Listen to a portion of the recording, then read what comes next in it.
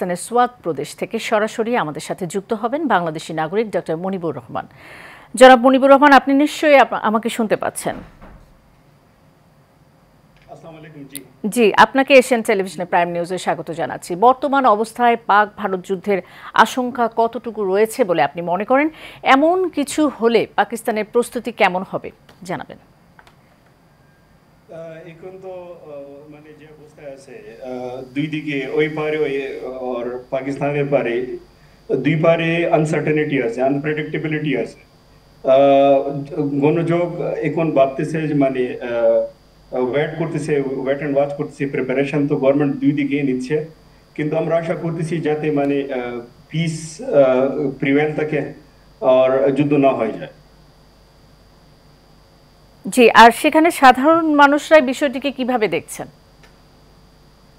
সাধারণ মানুষ তো মানে যেটা হোক, যে ঘটনা ঘটছে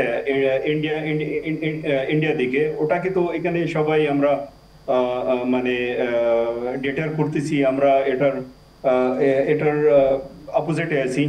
আমরা অনেক এটাকে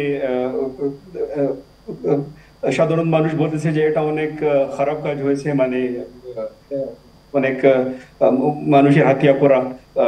তারপরে আহ, এর আগে 2019 ইয়ারে যে ইন্ডিয়া এগ্রেশন মোডে চলে গেছিল, তারপরে একটা